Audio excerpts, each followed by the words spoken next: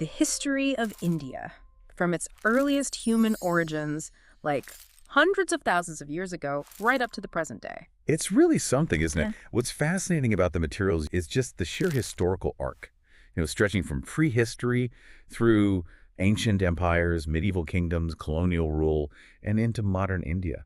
We'll trace that journey from these early foundations right through to modern India, highlighting the big shifts and, importantly, the threads that connect it all. So let's start right at the very beginning then, laying those absolute earliest foundations. Human activity in the region stretching back hundreds of thousands of years, way before what we typically think of as recorded history. Yeah, the prehistoric era. The sources place it before about 3300 BCE. A vast expanse of time. It really is, and this deep prehistory sets the stage, but the sources, they really start detailing complex societies. When we move into the Bronze Age, that's roughly 3300 to 1800 BCE, and this era is defined by one, well, incredibly significant development. And here's where it gets really interesting, the Indus Valley Civilization. Right. Flourishing from about 3500 to 1800 BCE, with its most advanced phase, its mature phase, between 2600 and 1900 BCE. Where exactly were these people, according to the sources? Okay, so primarily centered in the Indus River Basin and also the Ghaggar-Hakra River Basin. And the sources show its extent was remarkably vast, covering modern Pakistan, a large chunk of northern India, even parts of Afghanistan. Wow, and the population could have exceeded 5 million people at its peak. I mean, that's huge for that time. It really is. And what are the key features that stand out from the sources about this civilization? What do they reveal?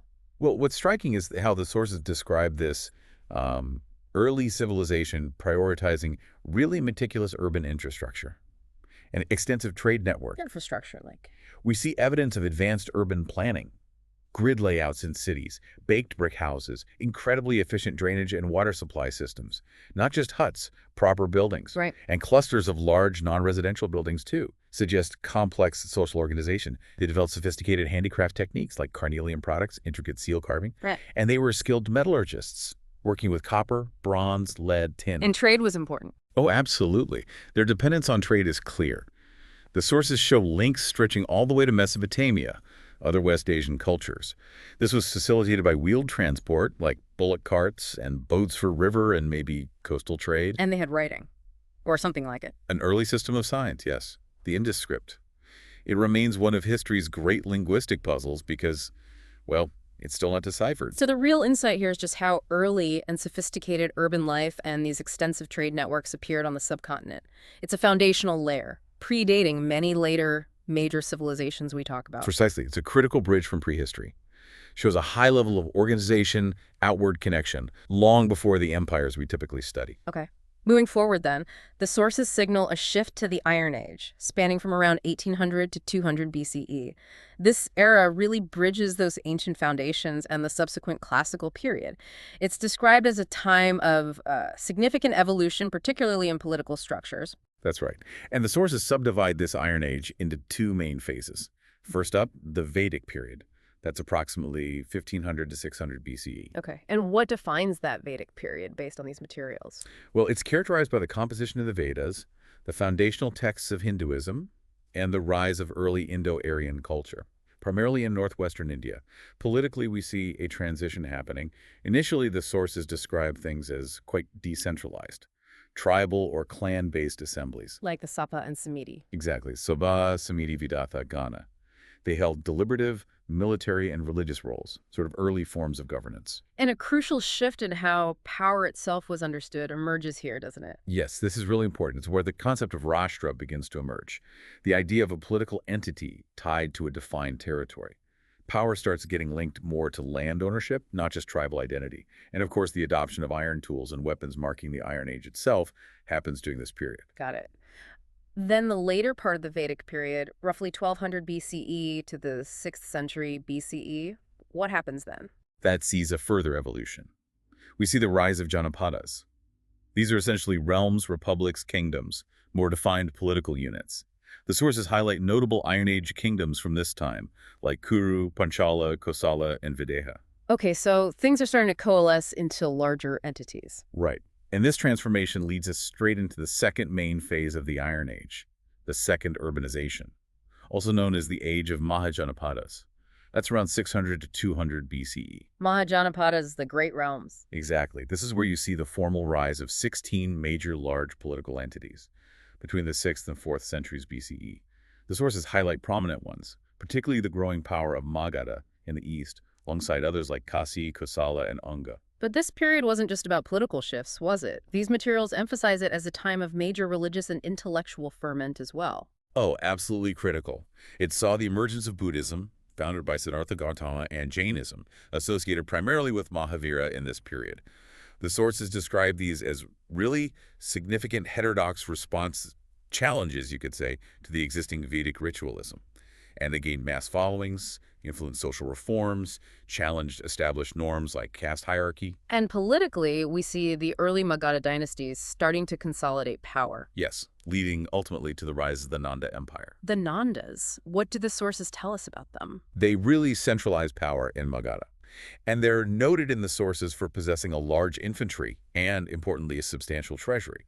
This indicates a new scale of state organization and resource mobilization. And it's during this time we see an external influence mentioned. Yes, specifically in 326 BCE, Alexander the Great's brief incursion into the northwestern frontier. It didn't penetrate deep into India, but it certainly impacted the regional political landscape there. Okay. And all of this political consolidation, religious change, external contact, it sets the stage for one of India's most significant early empires. Exactly. The culmination of this entire Iron Age transition is the establishment of the Maurya Empire. Right. The Maurya Empire, roughly 322 to 185 BCE. The sources state this empire unified much of India, becoming the largest ever seen on the subcontinent up to that point. That's correct. Its extent was just vast. These materials show it stretching from the Himalayas in the north, east into present-day Assam, and west beyond modern Pakistan right into the Hindu Kush Mountains in Afghanistan. Incredible reach. And founded by Chandragupta Maurya. He founded the empire, notably overthrowing the Nandas. And the sources often mention his council, Chanakya, whose detailed principles of statecraft and administration are famously laid out in the Arthashastra. a foundational text for politics and economics. And then there's Ashoka the Great, probably the most famous Maurya ruler. Absolutely. Ashoka, reigning from about 269 to 232 BCE, is often described as the empire's zenith ruler. The sources make a big point about the violent Kalinga War around 265 BCE, and then this profound turning point. His reported regret. Yes, Ashoka's deep remorse after the immense bloodshed. It apparently led him to relinquish military conquest as a primary policy tool. A major shift. And this decision seems to have fundamentally transformed his role. It really did. He's described as converting to Buddhism and integrating its principles into his governance. It effectively became a kind of quasi-official state philosophy. His rule promoted nonviolence, social welfare, religious tolerance, and the sources highlight his famous edicts. The inscriptions on pillars and rocks. Exactly. Inscribed across the empire around 260 BCE. They weren't just laws. They were pronouncements promoting ethical governance based on Buddhist tenets like Dhamma righteousness, duty.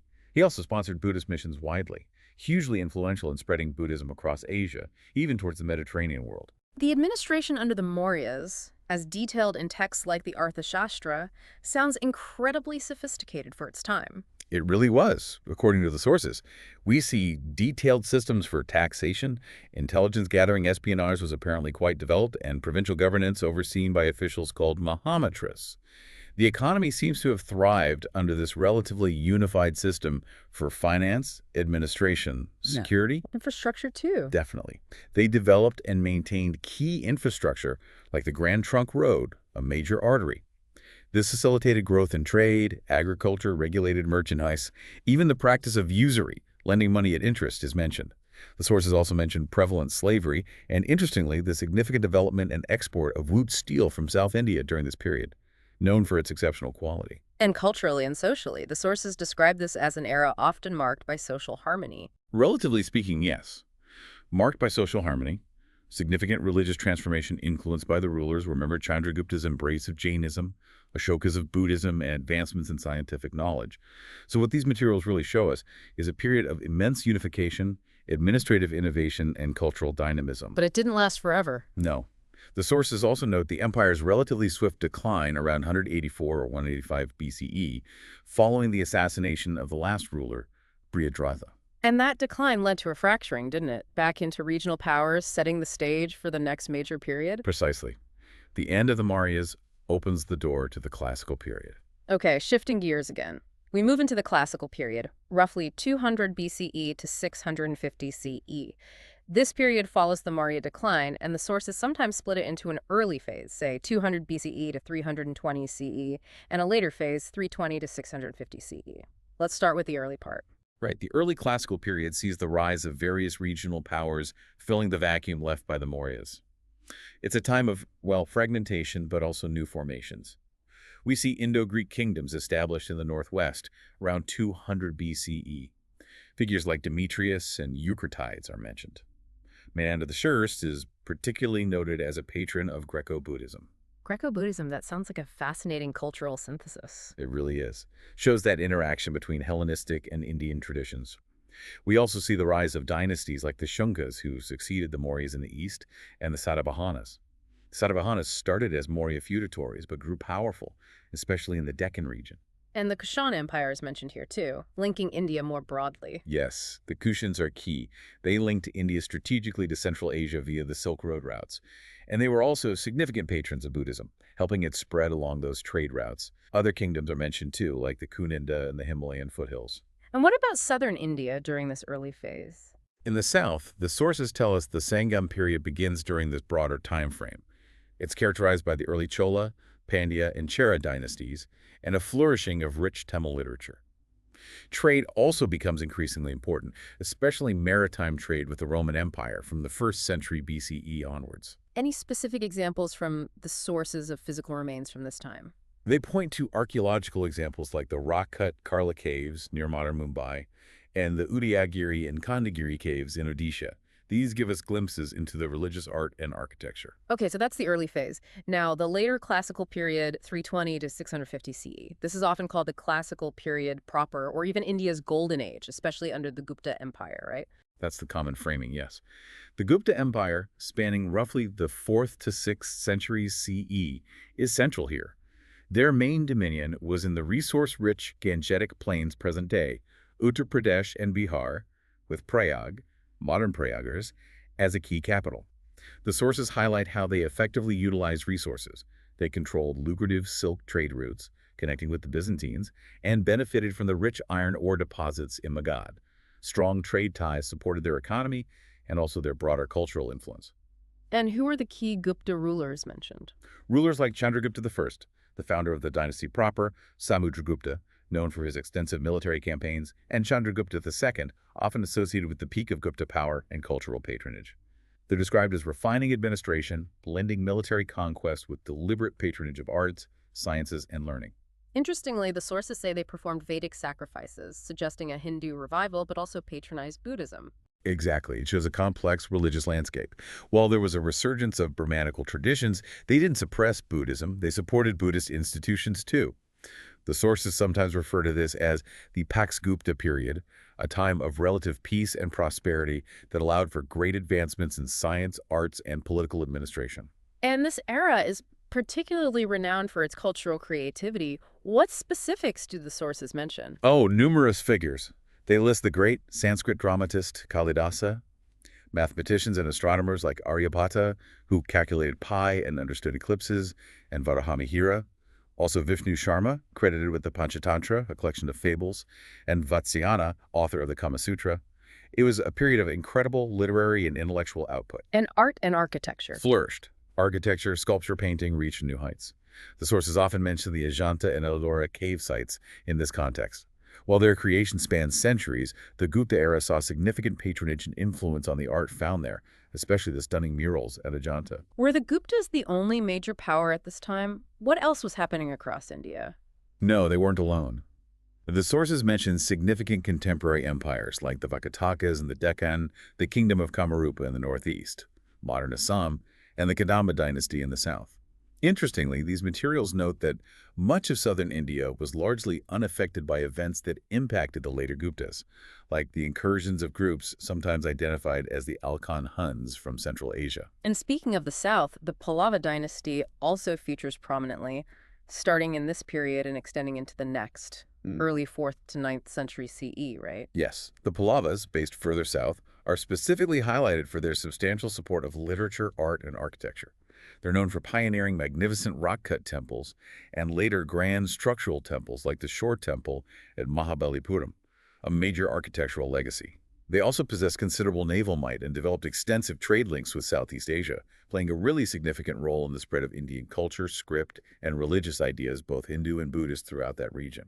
So the classical period really paints a picture of contrasts, the height of powerful unifying empires like the Guptas in the north, but also the simultaneous flourishing of powerful regional dynasties, especially in the south, all contributing to rich cultural achievements. That's a good summary. And the sources state this period broadly concludes around 650 CE.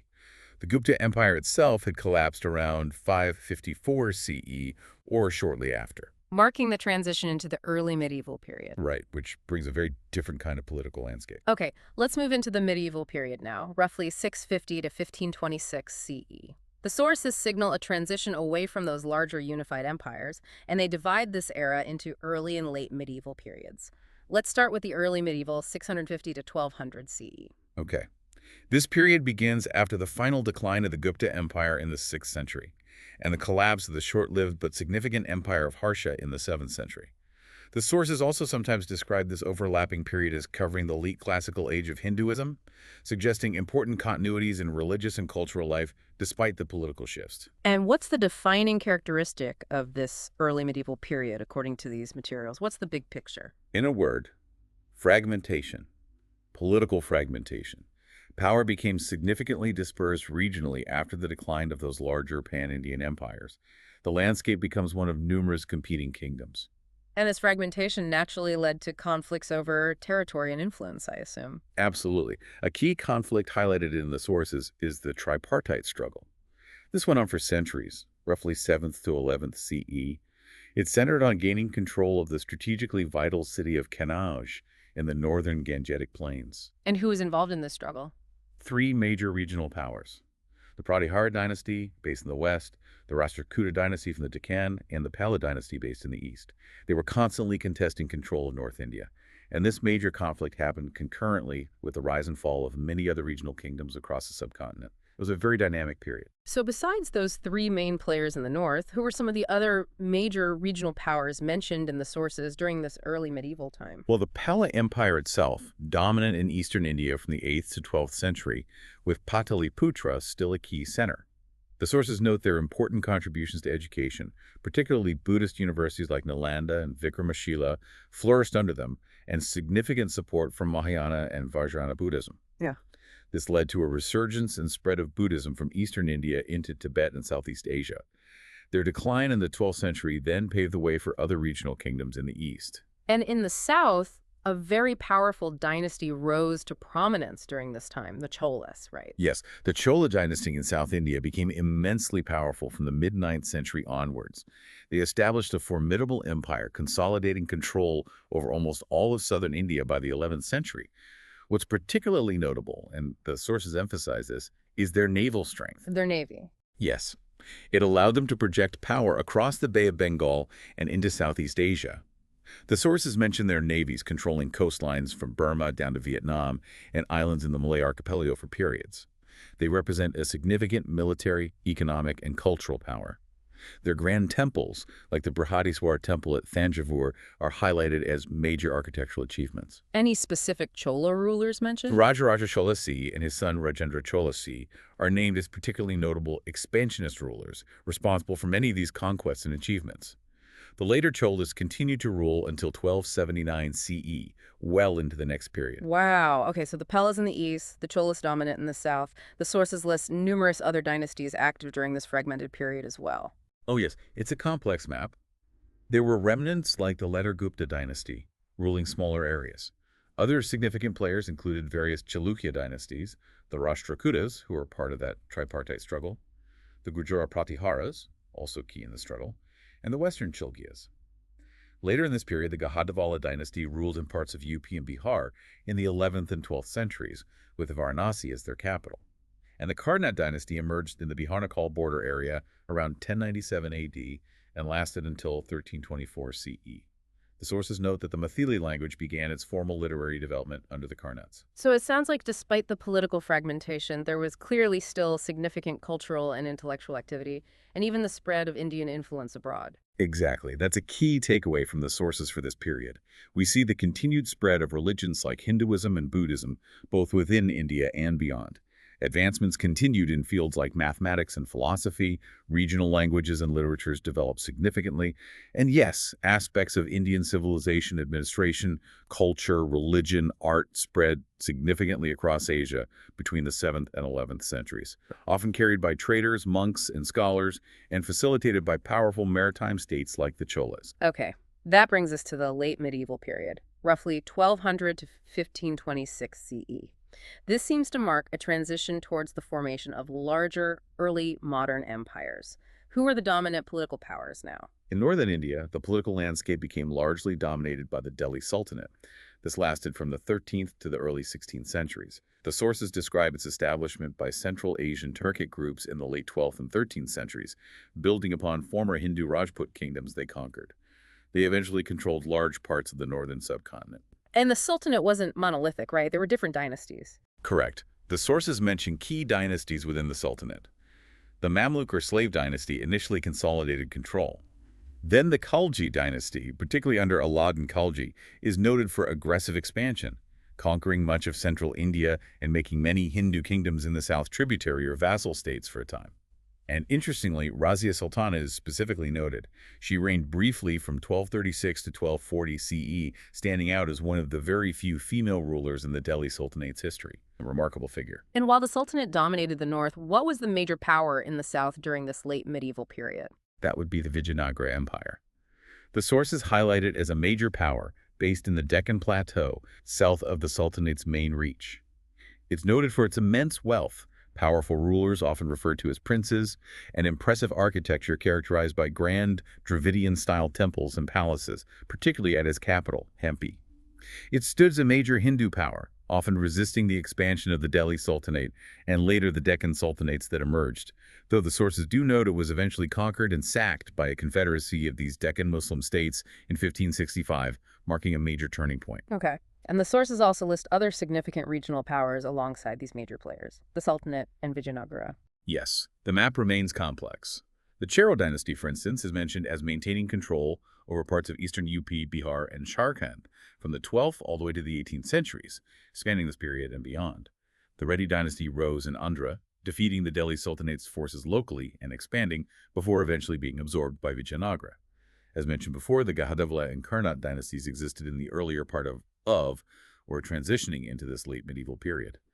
And in the Deccan, crucially, the Bahmani Sultanate emerged from a rebellion against the Tughlaqs, a later Delhi Sultanate dynasty, in 1347. This Bahmani kingdom later fragmented into 5 powerful independent Deccan sultanates around 1490: Bidar, Berar, Ahmadnagar, Bijapur, and Golconda.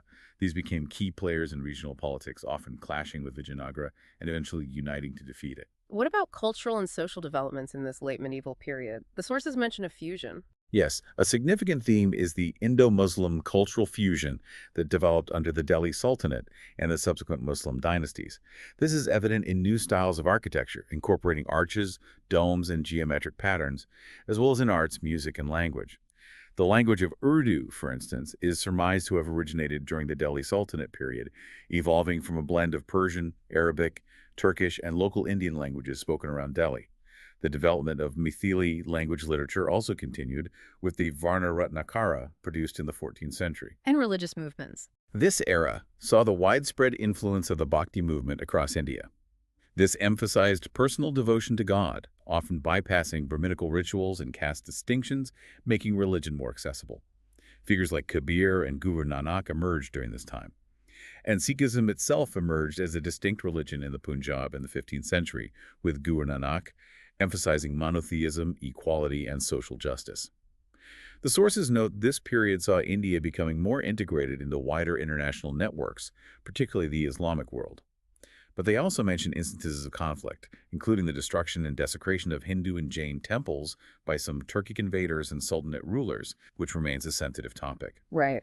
Later, in the subsequent Mughal era which follows this, we see further examples of syncretism, like Emperor Akbar's attempt at Din-e-Ilahi, and the continued influence of Persian-influenced Sufi traditions, which were a significant part of medieval India's diverse religious landscape. Okay, that transition then to the early modern period brings us squarely to the Mughals and, increasingly, the arrival of Europeans. Exactly, a new chapter begins. Right, shifting gears again. We enter the early modern period, roughly 1526 to 1858. The sources signal this shift is primarily defined by the rise and dominance of the Mughal Empire. Yes, the Mughal Empire, founded by Babur after his victory at Panipat in 1526, really comes to dominate the narrative. They conquered most of the subcontinent starting in the 16th century. The sources note this era for, well, several key things. Significant economic expansion, a degree of proto-industrialization. India became, for a time, arguably the world's biggest economy and manufacturing power, particularly in textiles. So economically very significant. Hugely. It was largely a period of relative peace under strong centralized rule, especially under emperors like Akbar, Jahangir, Shah Jahan, and Aurangzeb, though the nature of Aurangzeb's rule is debated.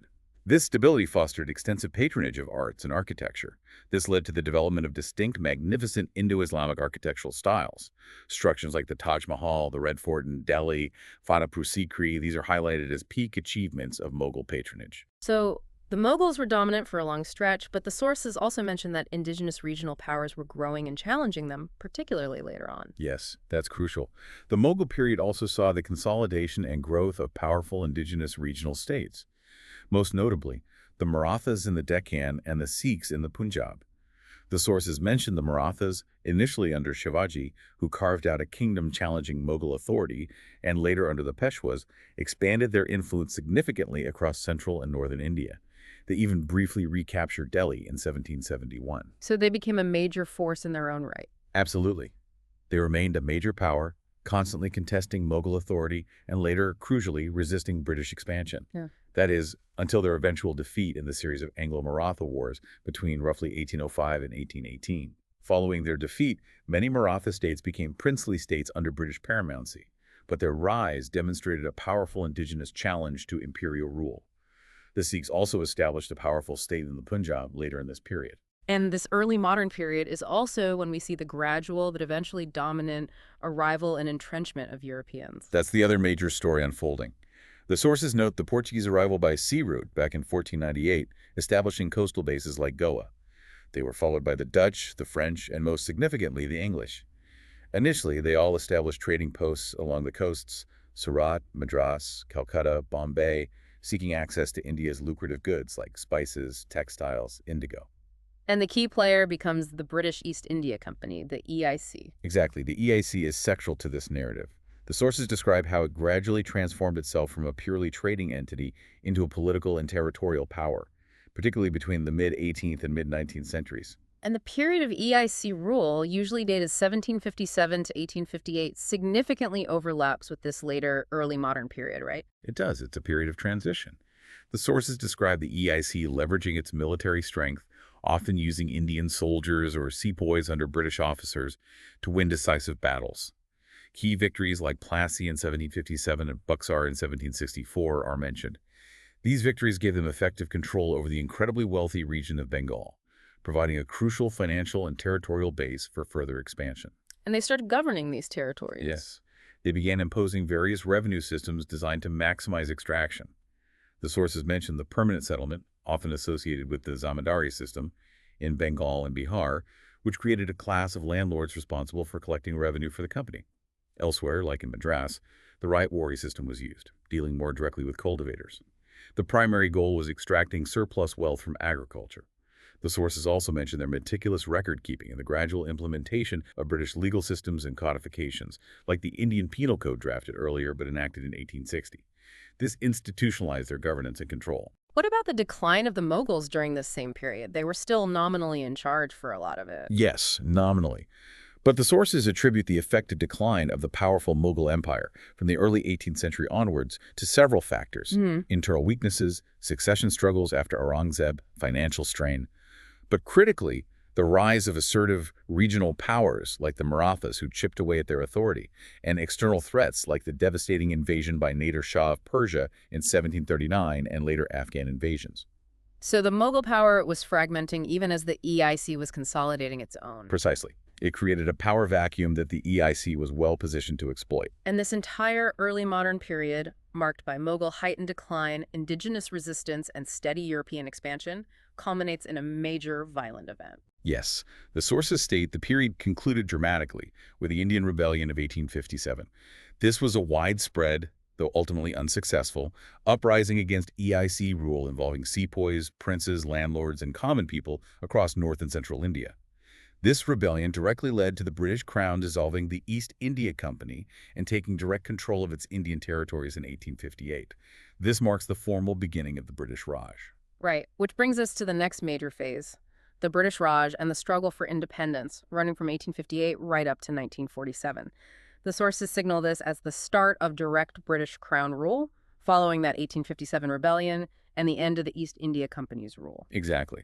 This period is also often referred to as Crown rule or direct rule in India. Geographically, the sources state it covered a vast area, almost all of present-day India, Pakistan, and Bangladesh.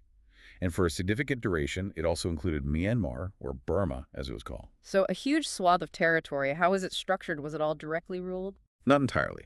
The territory encompassed two main types. British India, which consisted of provinces directly administered by the British government through the viceroy and provincial governors.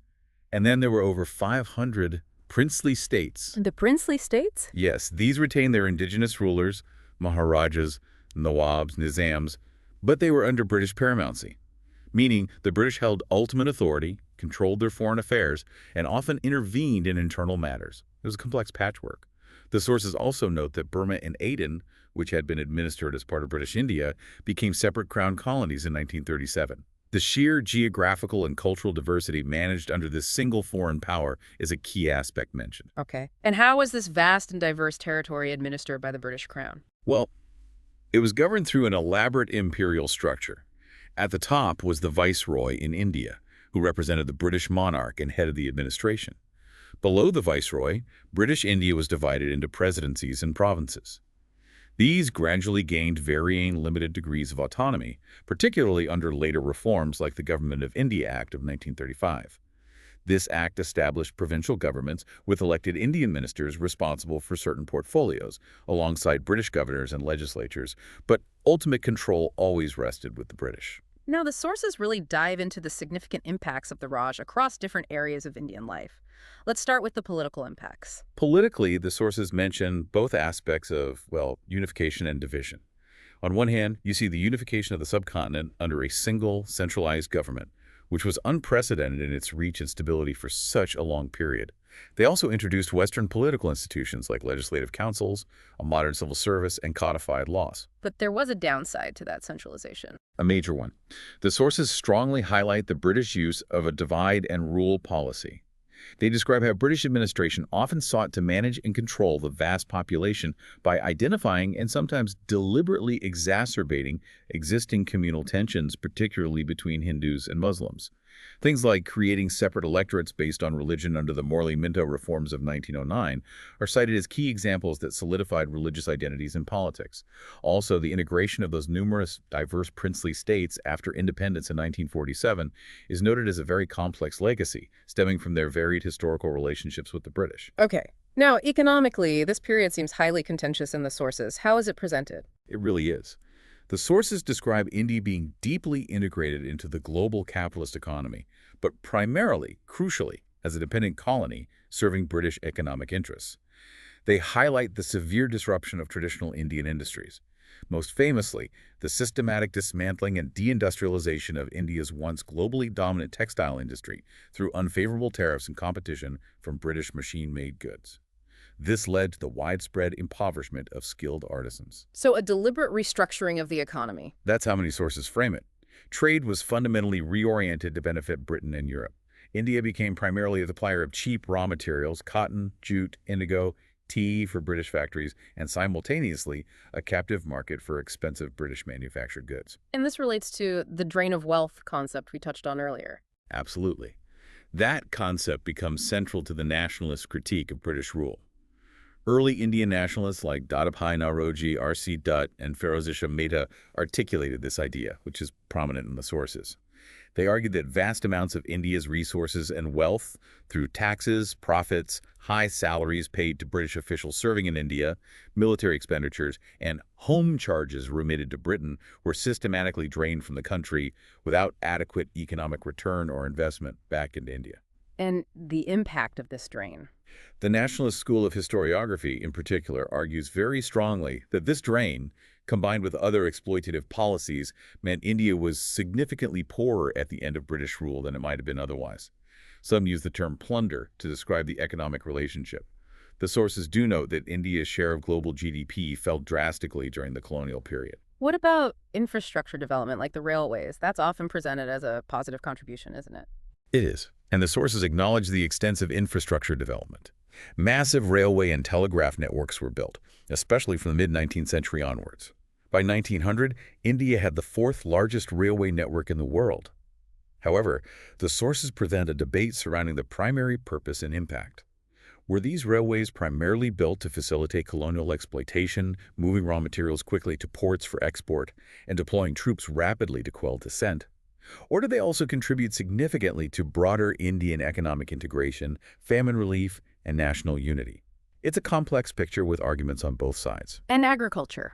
The agrarian sector also saw major changes. The British restructured land tenure systems, like the permanent settlement in Bengal, which created powerful zamindars, landlords, and the Rayatwari system elsewhere. They heavily promoted the cultivation of cash crops like cotton, indigo, and opium for export, sometimes at the expense of food crops, which some sources link to increased vulnerability to famines. Large-scale irrigation systems were also built, again often focused on areas producing export crops. Was there any modern industrialization under the Raj? Limited, yes. Modern industrialization did emerge, particularly from the late 19th century onwards, but it was relatively slow and restricted compared to the deindustrialization experienced earlier. Key sectors mentioned are cotton textiles, ironically now using machines, often Indian-owned, jute processing, mainly around Calcutta, coal mining, and steel. Figures like Jamshedji Tata pioneering the Indian steel industry in the early 20th century are noted as significant indigenous efforts. Okay, let's turn to the social impacts. The British introduced some reforms, but the sources also say they solidified certain existing hierarchies. That's right. It's another complex legacy. The sources mention social reforms initiated by the British, sometimes pushed by or in collaboration with Indian reformers like Rajaram Mohan Roy or Ishwar Chandra Vidyasagar. Examples include the abolition of sati, widow immolation, in 1829, and the Hindu Widows' Remarriage Act of 1856. However, they also highlight how colonial administrative practices, particularly the decennial census started in the late 19th century, had a profound and often negative impact. By demanding people classify themselves rigidly by caste and religion, the census tended to freeze fluid social identities and create sharper divisions. So. It led to the creation of official categories like scheduled castes, SCs, and scheduled tribes, STs, based on perceived historical disadvantage and social exclusion. While intended perhaps for administrative purposes, this process is described as ossifying caste identities, making them more rigid and politically salient than they might have been before. And this seems directly relevant to contemporary India. It absolutely is. The sources explicitly mention that post-independence, India's affirmative action policies, known as reservations, providing quotas in education and government jobs for categories like SC, ST, and later other backward classes, OBC, were implemented specifically to address the historical injustices and systemic disadvantages that were, in part, codified and reinforced during the colonial era. Though, as the sources stress, caste-based inequities and discrimination undeniably persist in contemporary society despite these measures. Any other major social changes mentioned? The rise of a new educated Indian middle class is noted as a key social development. This group often emerged through access to English education, introduced by the British primarily to create clerks and administrators for the Raj, but it also exposed them to Western ideas of liberalism, democracy, and nationalism, which ironically fueled the independence movement. And culturally, what was the impact there? The spread of English education had a profound and lasting impact. It influenced Indian literature, intellectual thought, art, and architecture. It also spurred introspection and cultural revivalism among Indians. This period saw what's sometimes called the Indian Renaissance or Bengal Renaissance, where thinkers and artists engaged critically with both Western ideas and their own traditions, leading to new forms of expression and a reassertion of cultural identity. And of course, English itself became, and remains today, an important link language across India's vast linguistic diversity. It's one of the official languages and widely used in administration, higher education, and business, a clear colonial legacy. Okay. Now, the sources frame the independence struggle itself, which gained organized momentum from around 1885 with the formation of the Indian National Congress, as the rise of a powerful national consciousness and a sustained political movement against British rule. Yes. It's presented as a multifaceted struggle involving various ideologies and methods, from moderate constitutional petitions in the early days to mass mobilization, civil disobedience led by figures like Mahatma Gandhi, revolutionary activities, and negotiations. Nationalist historiography, how Indians wrote their own history during this period, also emerged partly as a direct response to colonial narratives that often portrayed India as historically divided, backward, or incapable of self-governance. How did nationalist historians counter that? They sought to highlight India's past glories, emphasize a sense of underlying national unity despite diversity, construct a narrative of continuous resistance against foreign rule, and ultimately legitimize the independence movement and the idea of India as a modern nation. The sources also note there are ongoing debates among historians about interpreting key events within this struggle. For example, the 1857 revolt, was it the First War of Independence, as many nationalists termed it, or primarily a sepoy mutiny with localized grievances, as British accounts often insisted? The interpretation carries significant weight. And the conclusion of the Raj, the endpoint of this struggle, was marked by the incredibly tumultuous partition of India. Yes. Taking effect at midnight between August 14th and 15th, 1947, the partition divided British India into the independent dominions of India and Pakistan, the latter initially including East Pakistan, which later became Bangladesh. The sources stress this was a profoundly traumatic event. It's viewed as a tragic consequence of a complex interplay of factors: long-term colonial policies like divide and rule, the rise of competing nationalisms, Indian Muslim, political miscalculations, and escalating communal violence in the final years. And the human cost? Immense. It resulted in one of the largest and most rapid migrations in human history, with millions displaced across the newly drawn borders based on religious majorities, particularly in the divided provinces of Punjab and Bengal. This was accompanied by horrific communal violence, leaving hundreds of thousands, possibly over 1 million, dead. It left deep scars on the subcontinent. A really tragic end to the colonial era. Key figures mentioned at this moment of transition. Jawaharlal Nehru was sworn in as the first Prime Minister of independent India by the last Viceroy, Lord Louis Mountbatten, who oversaw the transfer of power. Muhammad Ali Jinnah became the first Governor General of Pakistan. Okay. That traumatic event, the partition, brings us into the final major section, post-independence India, from 1947 right up to the present. The sources signal this as a fundamental discontinuity, a profound break from centuries of foreign domination, and the emergence of India as a sovereign nation-state. Absolutely. August 15th, 1947 marked the birth of modern India as an independent entity, followed shortly by the adoption of its constitution in 1950, establishing it as a democratic republic, a truly momentous shift. But interestingly, the sources also point out fascinating elements of continuity, showing how the past, including the colonial past, continues to shape the present in many ways. They certainly do. While it was a fundamental break from foreign rule, many of the institutions of the new Indian state evolved directly from colonial ones. Think about the parliamentary system of democracy, the bicameral legislature, the independent judiciary, the civil services, the army. These were largely adapted from the British framework. So colonialism inadvertently left behind tools for nation building. In a way, yes. It also, perhaps paradoxically, contributed to forging the very sense of modern Indian nationalism that eventually overthrew it by uniting diverse regions under a single administration and providing common grievances. The administrative and legal frameworks, though often exploitative, were adaptable for the new state. And beyond the colonial legacy, the sources constantly stress that the lasting impact of much earlier periods, millennia of diverse empires, complex religious and cultural interactions, deep-rooted social structures like caste, is clearly evident in India's evolving institutions, its incredibly diverse cultural landscape, and its ongoing socio-political challenges. Can you give some examples of these deeper continuities? Well, concepts like caste, despite being outlawed in terms of discrimination, continues to influence social relations and politics profoundly. The idea of dharma, or duty righteousness, remains culturally significant. This sheer linguistic diversity is a product of millennia of history. Even the legacy of cultural interactions from the medieval period, like the Indo-Muslim fusion in art and architecture, the devotional traditions of the Bhakti movement, the emergence of Sikhism, these are all directly relevant to understanding the complex religious and cultural identities that tragically became fault lines during the partition violence and continue to shape contemporary society. The past isn't really past. Got it. So what were some of the key developments specifically in post-independence India mentioned in these sources? Well, a pivotal early step, as mentioned, was the adoption of a democratic constitution on January 26, 1950. This established India as a sovereign, socialist, later amended, secular, democratic republic with a federal structure guaranteeing fundamental rights to its citizens. A massive undertaking. And shaping the internal map of India. Yes, followed by the significant reorganization of states in 1956, largely based on linguistic lines, responding to popular demands and reshaping the internal administrative map inherited from the British. Then there's the economic trajectory, which saw a major shift over the decades. Right. How did the economy evolve after 1947? Initially, India adopted a state-led, socialist-influenced model of planned economic development.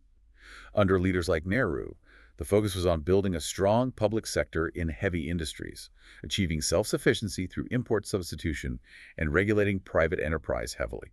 This is the era often associated with the license Raj. Exactly. A complex system of licenses, regulations, and controls governed much of the economy. While it aimed at equitable development, the sources noted often resulted in inefficiency, corruption, and a relatively slow rate of economic growth, sometimes termed the Hindu rate of growth, hovering around 3–4% annually for several decades until the 1980s. And what prompted the significant economic transformation away from that model? The sources pinpoint a major balance of payments crisis in 1991 as the critical catalyst. India was on the verge of defaulting on its foreign loans. This crisis forced the government to undertake major economic liberalization policies. Liberalization, what did that involve? It involved dismantling much of the license Raj, significant deregulation of industries, reducing trade barriers, encouraging foreign investment, and beginning the process of privatizing some state-owned enterprises. This comprehensive reform package was implemented under the government of Prime Minister P.V. Narasimha Rao, with Manmohan Singh as finance minister. It marked India's decisive shift towards a more market-oriented economy and gradual integration into the global markets. And what have been the broad economic outcomes since that 1991 liberalization? The sources indicate a dramatic change in growth rates.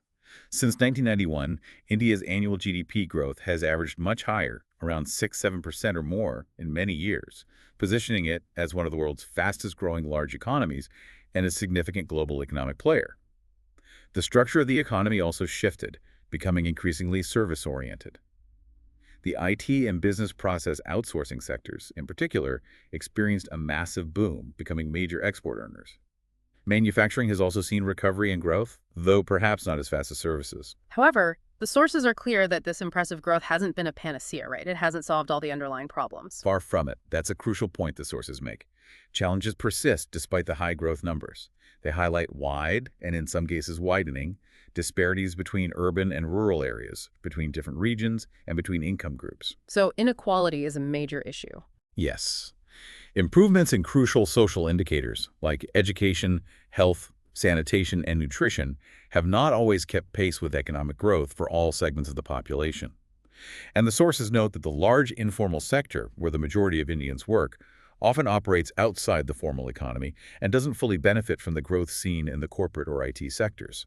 Issues like agrarian distress among farmers, persistent informal employment lacking security and benefits, high income inequality, and significant gaps in infrastructure like power, transport, sanitation remain major challenges for contemporary India. Okay, let's talk demographics. India has seen massive changes there too.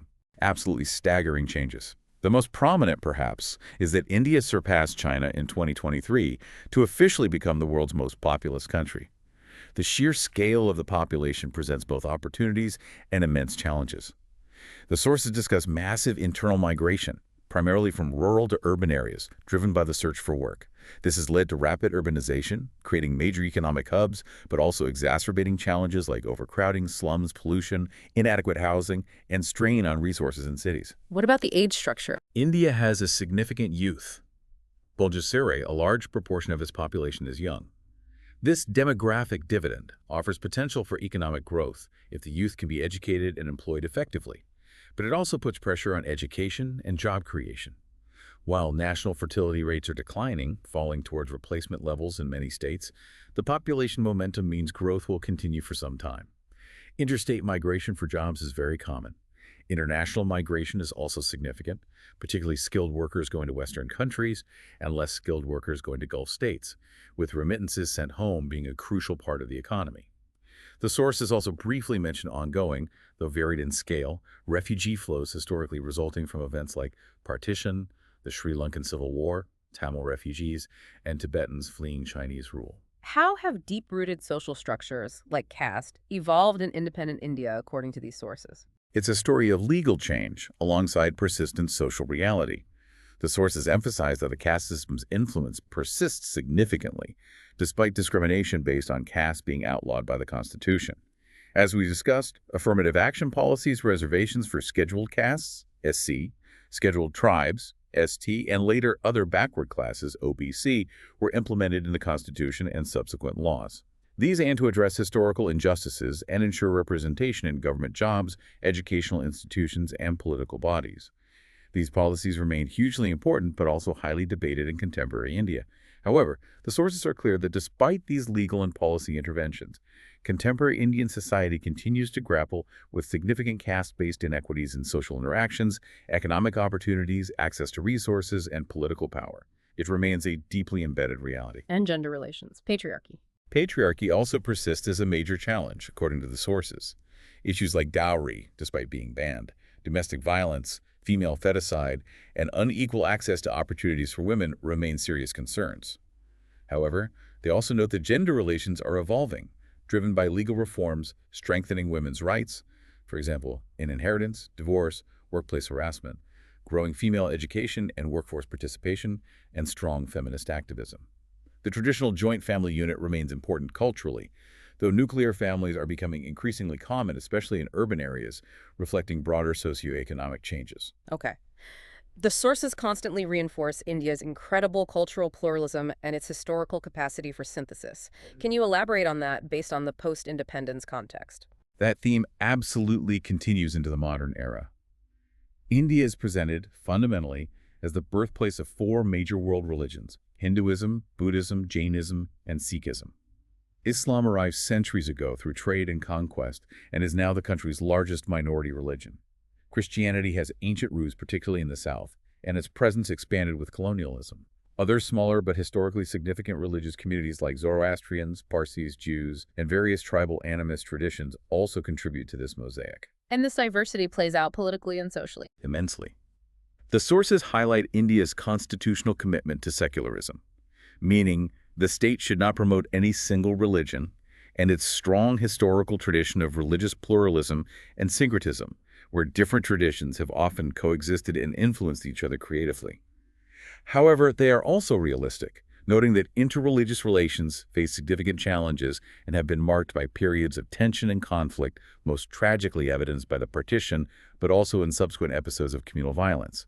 Managing this religious diversity remains a key challenge for the Indian state and society. And the artistic and intellectual heritage in contemporary India. It remains incredibly rich and diverse, drawing on millennia of history.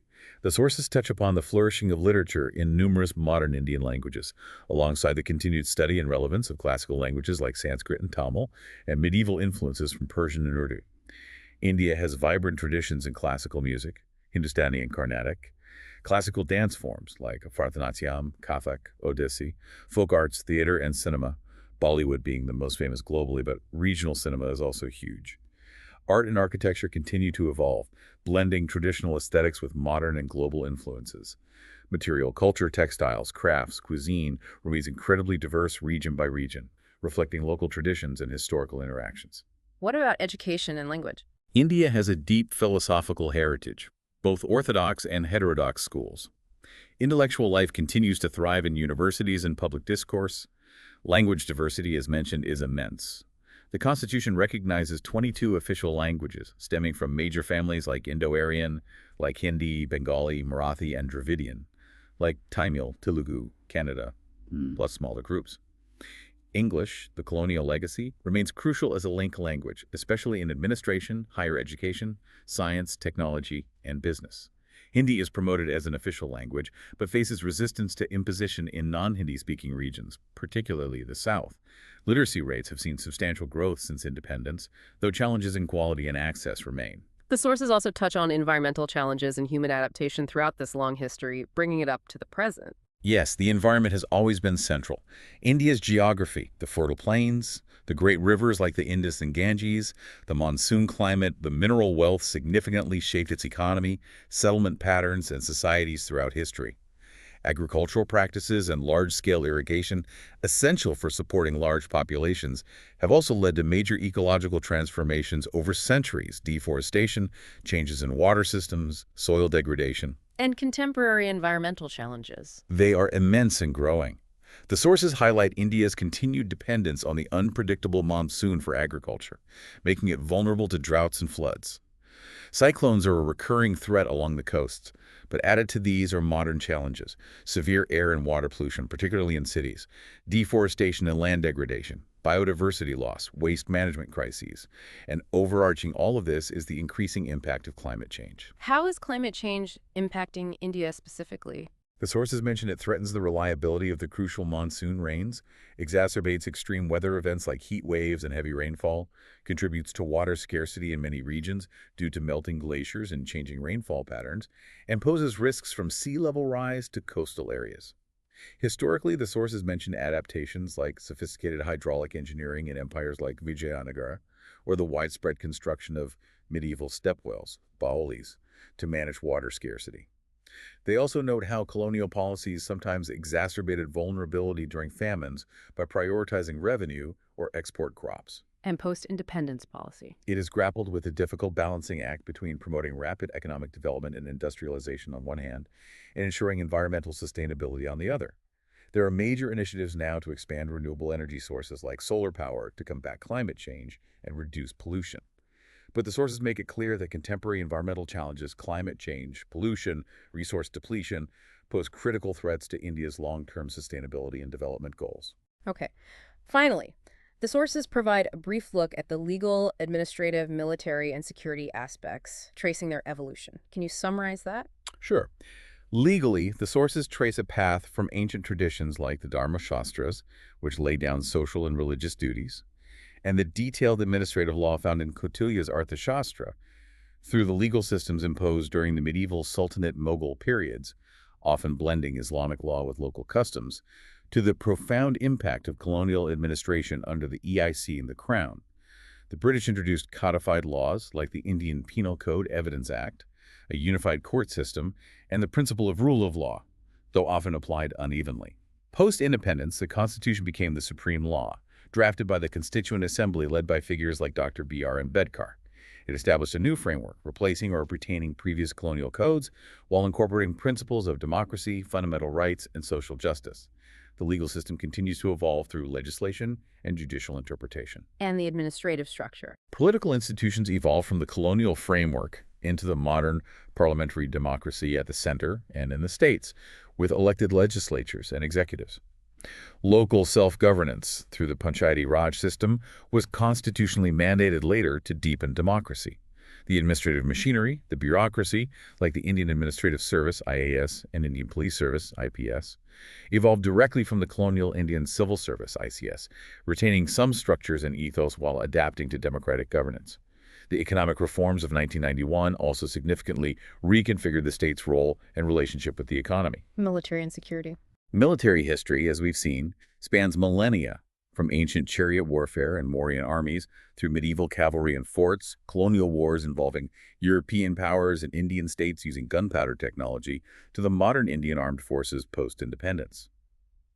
The sources touch on the evolution of military organization, strategy, and technology. Post-independence, India has fought several wars with neighbors, primarily Pakistan and China, and faces ongoing challenges from border disputes, internal insurgencies, for example in Kashmir, the Northeast, Naxalite areas, terrorism, and newer threats like cybersecurity.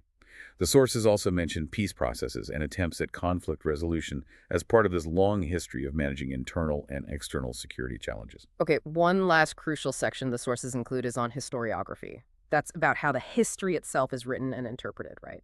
What do these materials tell us about that aspect? Yes, historiography is the study of historical writing.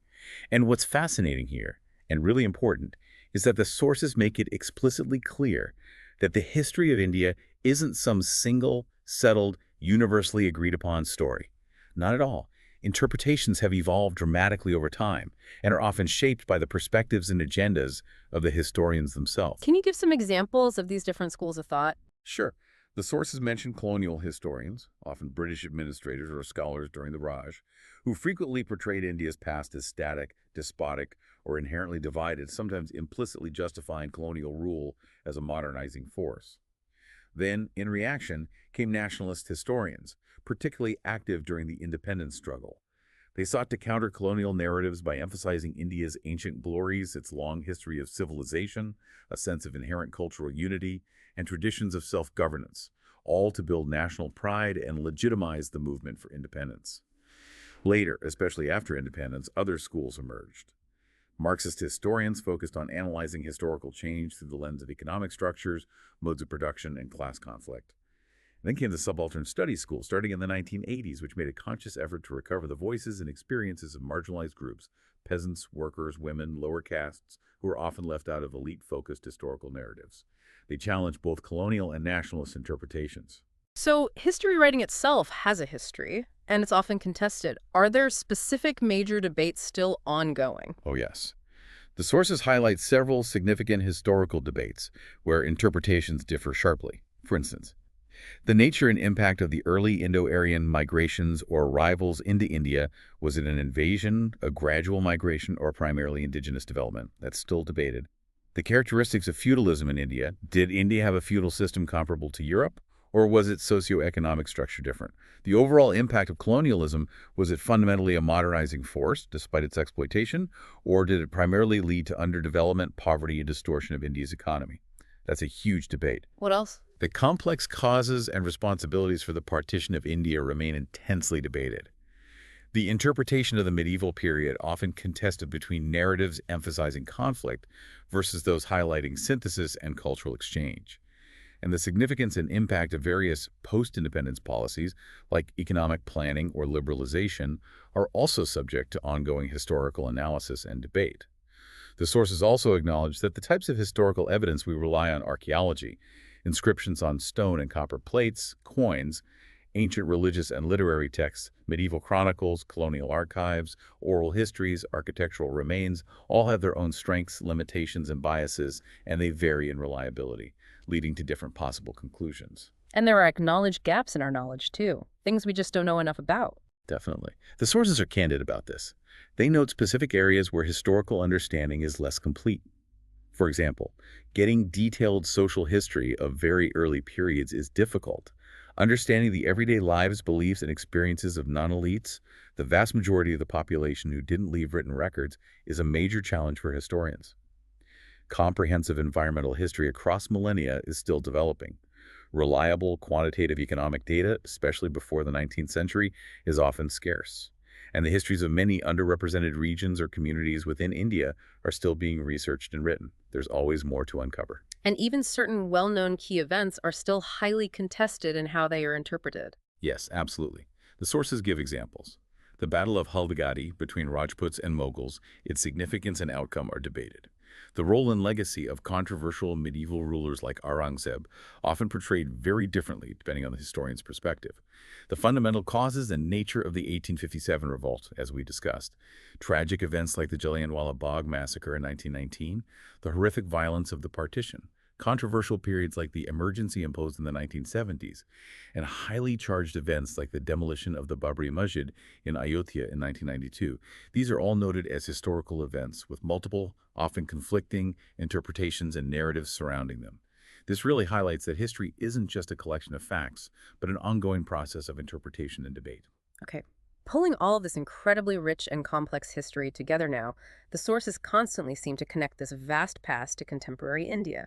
How do they summarize those connections? They powerfully reiterate again and again how these deep historical forces continue to shape contemporary India in truly fundamental ways.